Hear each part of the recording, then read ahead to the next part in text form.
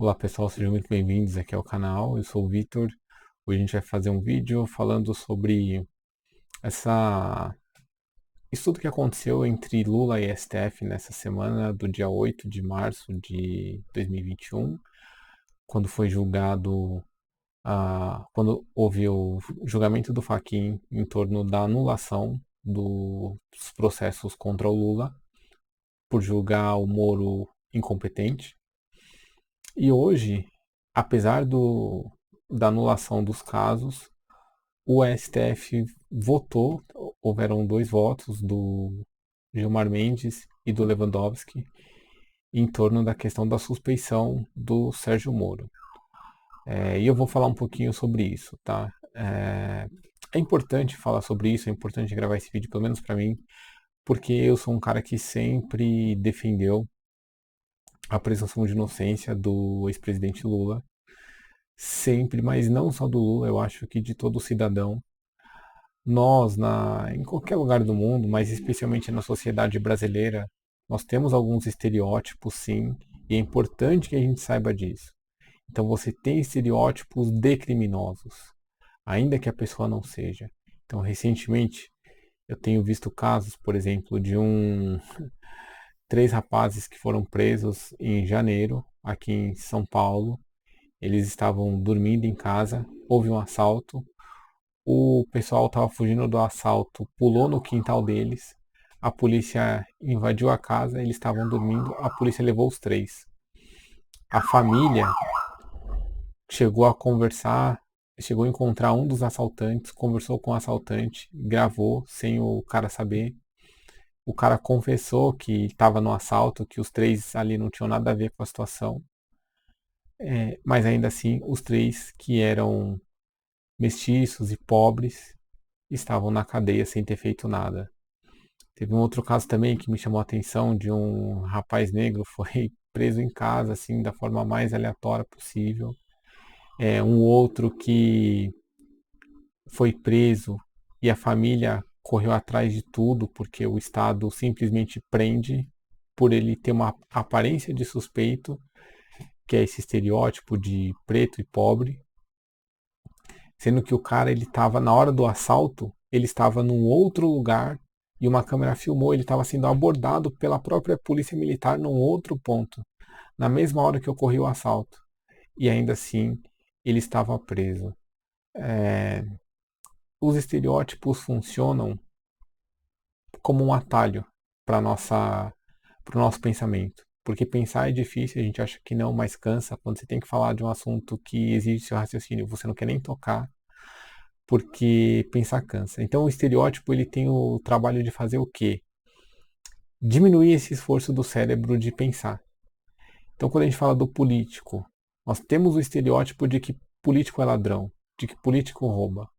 Ainda que nós, particularmente, não conheçamos a política a fundo, não trabalhamos com políticos, eventualmente existem sim políticos que fazem desvios, cometem crimes, roubam, mas a gente cria um estereótipo como se isso fosse a imagem do político em si. Então, é muito fácil quando se acusa um político de um crime de corrupção, por exemplo, porque o nosso estereótipo já trabalha com essa ideia há muito tempo. Desde que alguém nasce aqui no Brasil, você já aprende. Antes de você aprender a andar, você já aprende que político é ladrão, de que político rouba, de que a corrupção está na política. Então é para isso que essas coisas servem. Eu, particularmente, não caio nessa conversa fiada. No caso do Lula, sempre defendi. Quem me conhece sabe, já entrei em muitas discussões. Não porque eu defendo por ser o Lula, mas porque eu não consegui enxergar crime em nada. E esses votos, tanto do Fachin quanto do Gilmar Mendes hoje, do Lewandowski, revelam o quê? Que tudo aquilo que foi feito contra o Lula, esses processos eram todos fraudulentos. Não existia crime nenhum. Nunca existiu. E por isso é importante a gente ressaltar aqui. Eu peguei alguns trechos do voto do ministro Gilmar Mendes hoje, onde ele coloca algumas coisas que é legal a gente refletir. Por exemplo, quando Gilmar Mendes fala em torno da condução coercitiva. Eu vou abrir aspas aqui para dizer exatamente aquilo que o Gilmar Mendes leu durante seu voto, falando sobre o Sérgio Moro.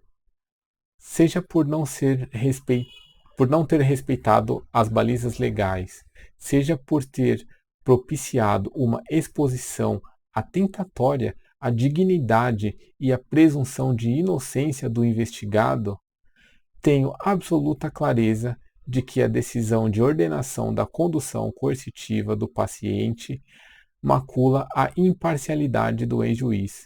O que o Gilmar Mendes está falando aqui, pessoal? Que aquela condução coercitiva não precisava ocorrer. Por que, que não precisava? Porque o Lula não tinha sido chamado a depor, né? Não tinha se negado a ir depor. Então, você quando quer colher o depoimento, você simplesmente manda uma intimação, marca o dia, marca o horário e o cara se apresenta.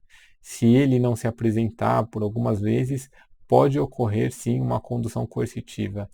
No caso, não houve nada disso. Ele simplesmente armou com a imprensa para fazer um escândalo midiático, porque aí você já junta a ideia que nós temos dos estereótipos do cara criminoso. Então, quando você joga lá Polícia Federal, invadindo a casa do cara, metendo o pé na porta, puxando, levando para a delegacia, vários carros de polícia, o jatinho, até isso foi mencionado hoje, que eu não vou entrar no detalhe aqui.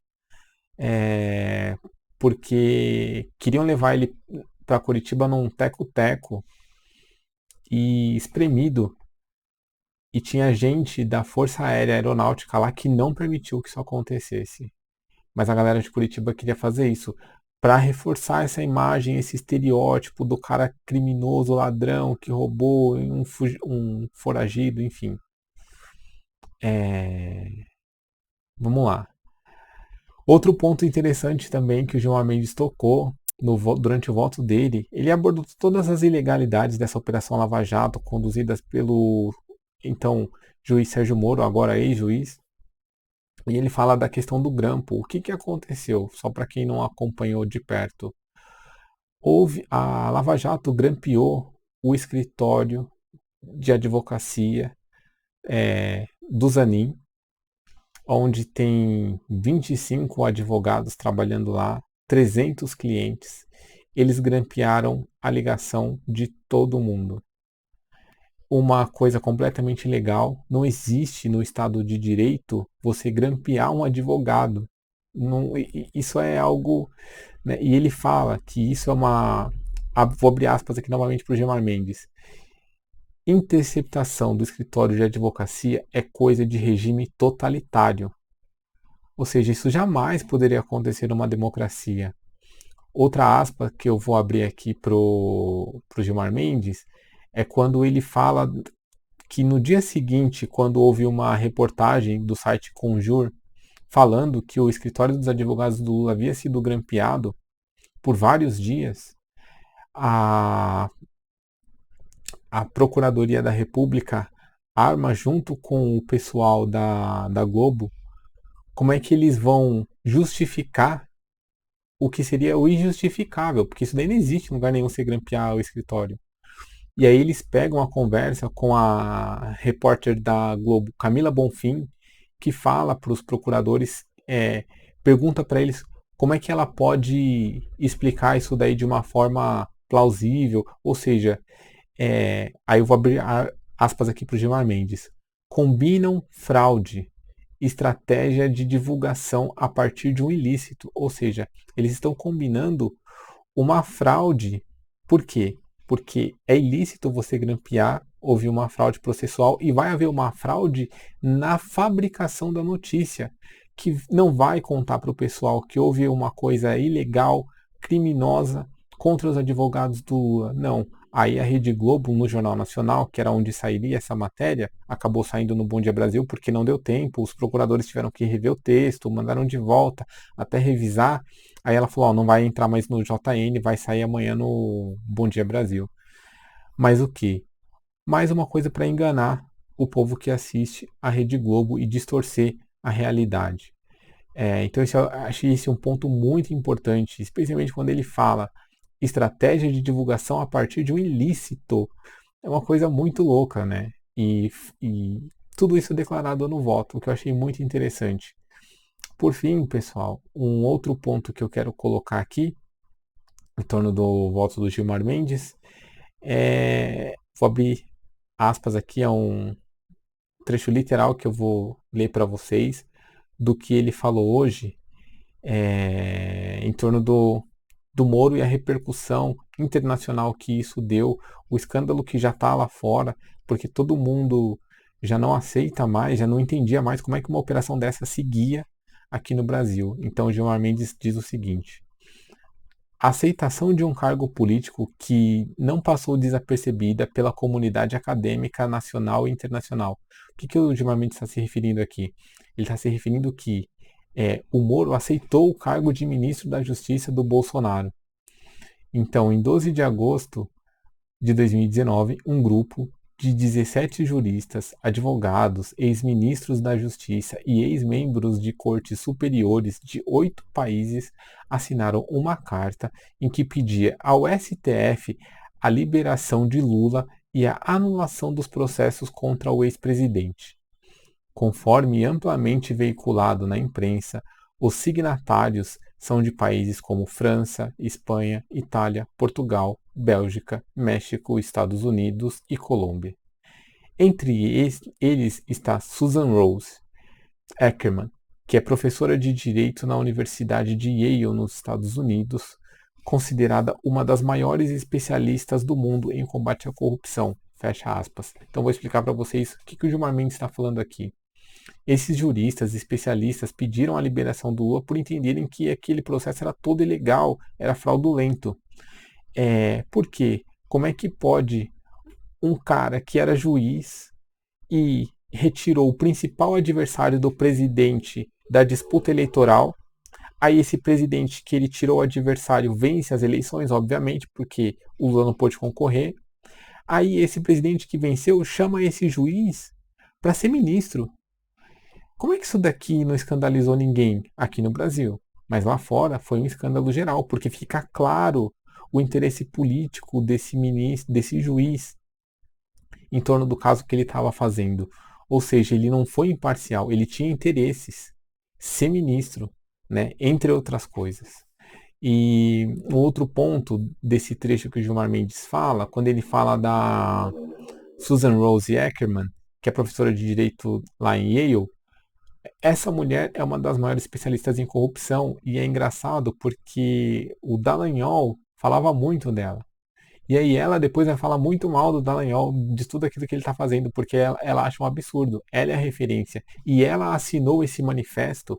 Olha só, a referência do próprio Dallagnol, procurador, no combate à corrupção, a mulher que era exemplo de tudo, ela assinou um manifesto falando que tudo o que eles estavam fazendo, Moro e Dallagnol, era completamente absurdo e que Lula tinha que ser solto urgentemente. Um apelo ao STF.